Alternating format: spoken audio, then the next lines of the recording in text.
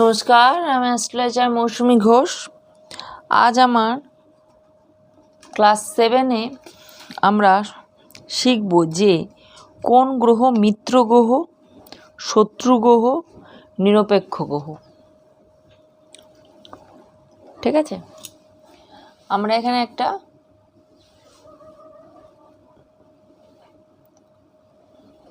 মিত্র গ্রহ,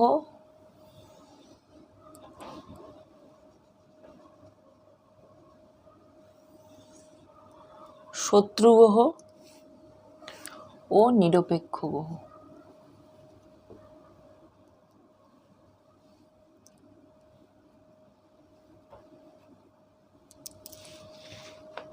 ঠিক আছে। রবির মিত্র গ্রহ কে কে? রবির মিত্র গ্রহ হলো চন্দ্র, বৃহস্পতি, মঙ্গল।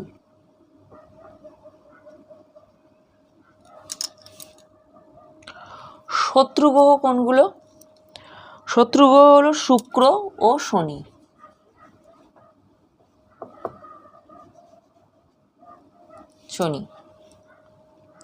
নিরপেক্ষ গ্রহ কোনটা?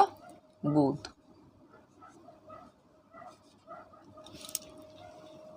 নিরপেক্ষ গ্রহ মানে হলো তার সাথে খুব মিত্রতাও নেই, আবার কোনো রকম শত্রুতাও নেই।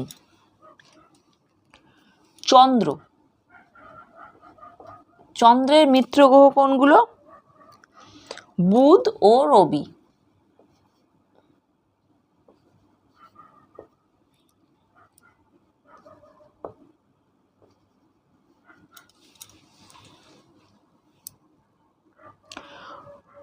চন্দ্রের কোনো নিজস্ব শত্রু নেই, ঠিক আছে, এখানে নেই বলেই লিখে দিচ্ছি আমরা। নিরপেক্ষ গ্রহ কোনগুলো? মঙ্গল, বৃহস্পতি, শুক্র, শনি।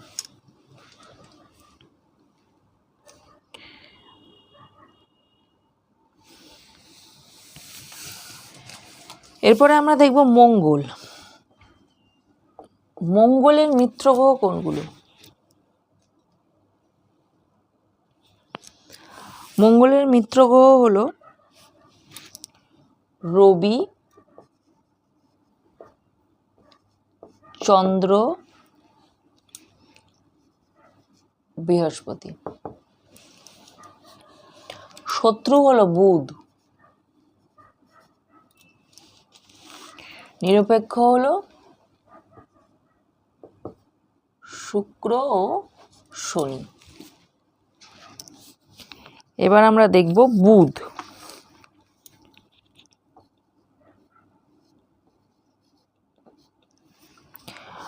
বুধের মিত্র গ্রহ হলো রবি ও শুক্র।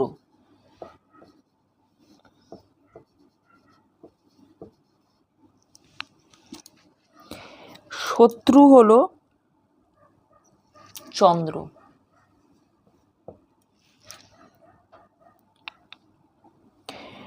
নিরপেক্ষ হলো মঙ্গল, বৃহস্পতি, শনি।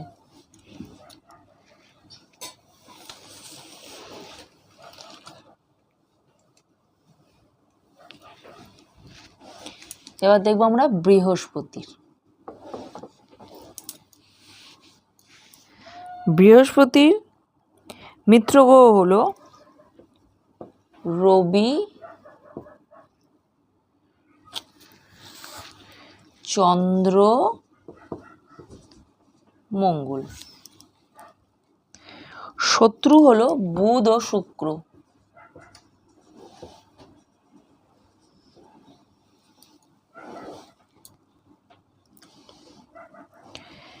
নিরপেক্ষ হলো শনি।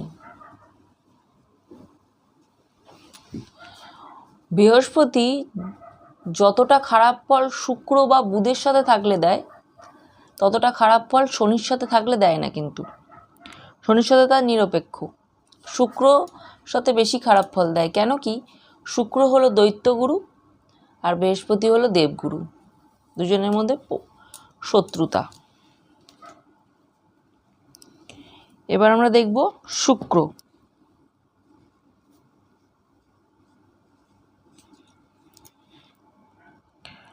শুক্রের মিত্র গ্রহ হলো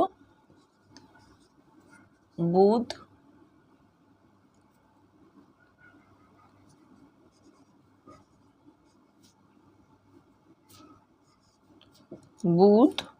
ও শনি। শনি হলো শুক্রের পরম মিত্র। শুক্রের শত্রু হলো রবি ও চন্দ্র।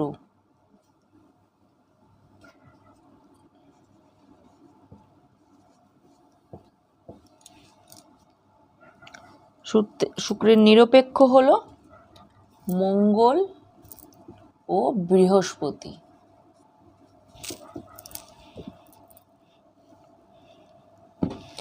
এবার রাহু।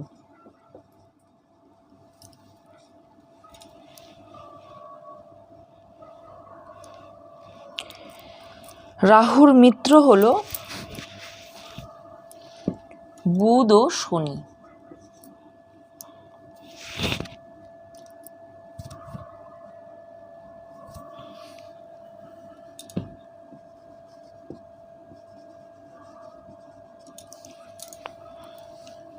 রাহুর শত্রু হলো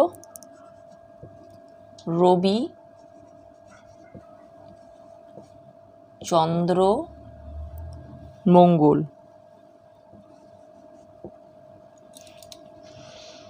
নিরপেক্ষ হলো বৃহস্পতি।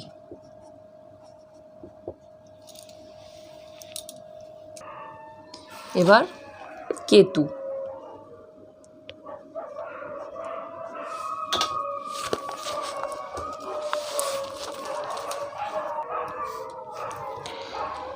কেতুর মিত্র হলো রবি, চন্দ্র, বৃহস্পতি। কেতুর শত্রু হলো বুধ।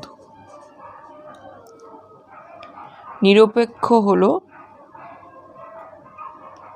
শুক্র ও শনি।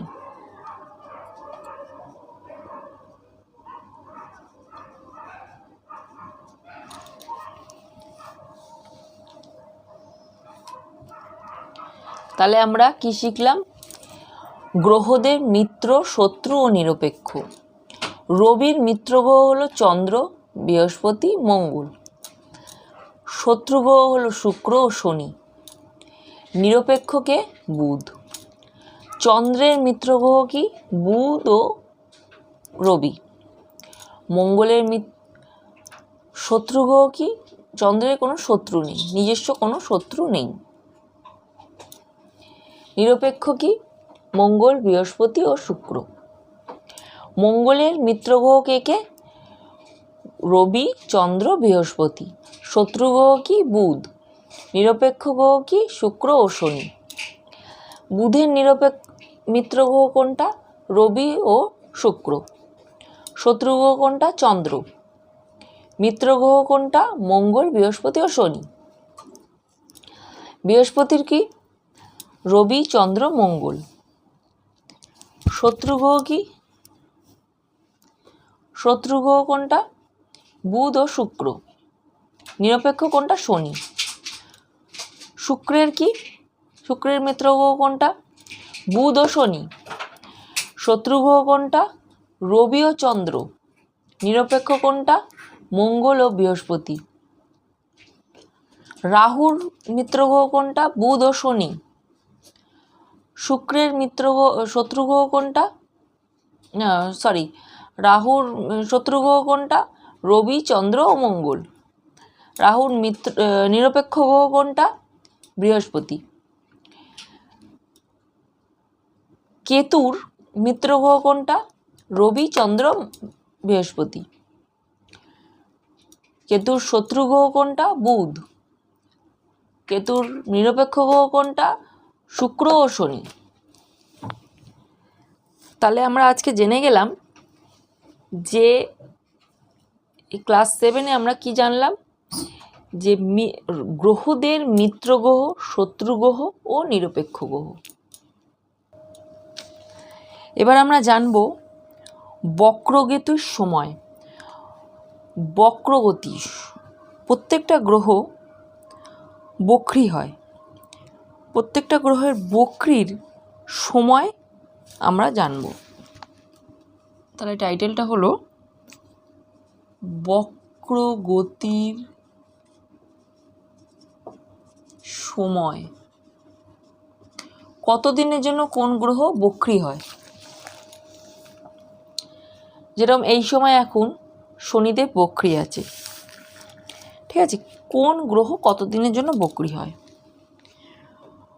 রবি ও চন্দ্র এই দুটো গ্রহ কোনো সময় বক্রী হয় না, ঠিক আছে। তাছাড়া যে আমাদের রবি চন্দ্র বক্রী হয় না, আর রাহু আর কেতু অলওয়েজ ওরা বক্রীই চলে, ওরা কখনো আমাদের সবসময় আমরা অ্যান্টি ক্লকওয়াইজ, যে আমরা চার্টটাকে, এই যে আমরা যে একটা চার্ট যখন আমরা বানাই, চার্টটা বানিয়ে দেখাচ্ছি,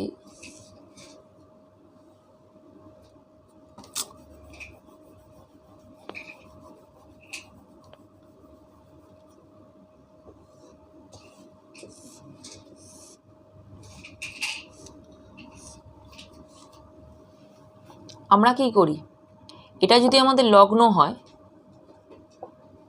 তাহলে আমরা এটাকে লগ্ন ধরে এইখান থেকে গোনা শুরু করি। আমরা সবসময় অ্যান্টি ক্লকওয়াইজ গুনি, এটা 1 ধরলে এইটাকে 2 ধরি, আমরা এটাকে 2 ধরি, এটাকে 3 ধরি, এটাকে 4 ধরি, কেন কি আমরা এই অ্যান্টি ক্লকওয়াইজ ধরি।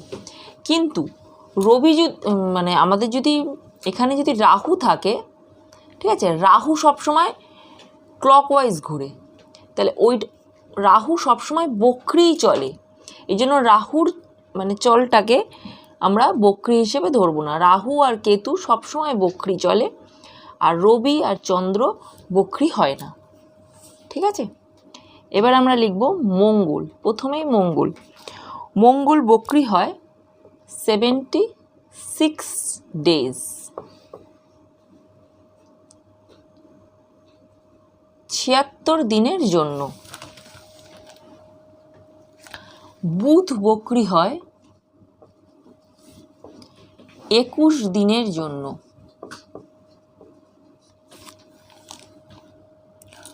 শুক্র বক্রী হয় 12 দিনের জন্য।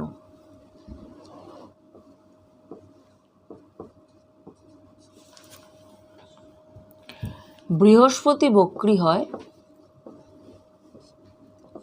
100 ডেজ, 100 দিনের জন্য।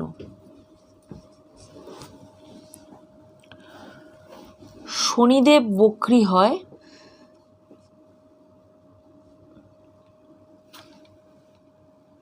184 দিনের জন্য।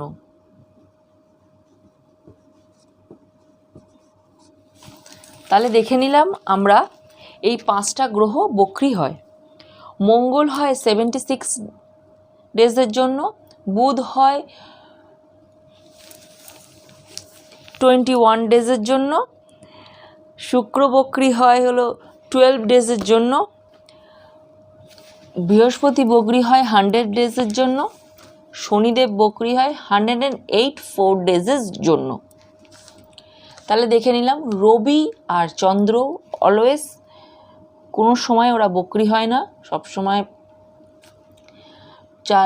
এতে চলে। আর রাহু আর কেতু অলওয়েজ এরা বক্রী চলে, এই জন্য এদের টাইমিংয়ের কোনো ব্যাপার নেই। কেন কি আমি কি বললাম, যে লগ্ন আমরা সবসময় এদিক থেকে গুনি, কিন্তু রাহু কেতু যদি রাহু এখানে থাকে, রাহু আমরা এদিক থেকেই, রাহু সবসময় এদিক থেকেই চলবে, রাহু সবসময় বক্রী চলে। এখন যেরকম রাহু মেষে ছিল, মিনে গেছে, এবার মিন থেকেও কুম্ভে আসবে, কুম্ভ থেকে মকরে আসবে, পরপর এরকমভাবে ঘুরবে, কিন্তু সব গ্রহরা এদিক থেকে ঘুরছে, এই জন্য রাহু কেতু আর রবি চন্দ্র, এদের বক্রীগতি ধরা হয় না, এই 5টা বক্রীগতি হয়। আজকের আমাদের ক্লাস 7 শেষ। আমরা আজকে শিখলাম হলো গ্রহের বক্রগতিগুলো, আর মিত্র গ্রহ আর শত্রু গ্রহ, এইগুলো আপনারা প্র্যাকটিস করুন। প্রথম দিকে যেই ক্লাসগুলো আমি করেছি পরপর এই ক্লাসগুলো দেখুন। আপনারা দেখলে একটু বেসিক নলেজ আপনাদের অ্যাস্ট্রোলজিক্যালি আপনাদের হয়ে যাবে। আর আমার এই চ্যানেলকে আপনারা ফলো করুন, লাইক অ্যান্ড শেয়ার করুন। আমি আরও বেশি ভিডিও আপনাদের জন্য আপলোড করব। আগামী দিনে পামেস্ট্রি ভিডিও আপলোড করব, ট্যারো রিডিংয়ের ভিডিও আপলোড করব। আমি পরপর সব ভিডিও আপলোড করব। কি বই আপনাদের জন্য অ্যাস্ট্রোলজিক্যালি কি বই পড়লে আপনাদের ভালো হবে, কোন বইতে আপনাদের অনেক বেশি আপনারা তাড়াতাড়ি শিখতে পারবেন, ঘরে বসেই শিখতে পারবেন, এইটুকু নিয়ে আমি আপনাদেরকে অ্যাসুরেন্স দিচ্ছি। 6 মাসের মধ্যে আপনারা অনেক বেশি নিজেই অ্যাস্ট্রোলজি করতে পারবেন। থ্যাংক ইউ আমার ভিডিও দেখার জন্য।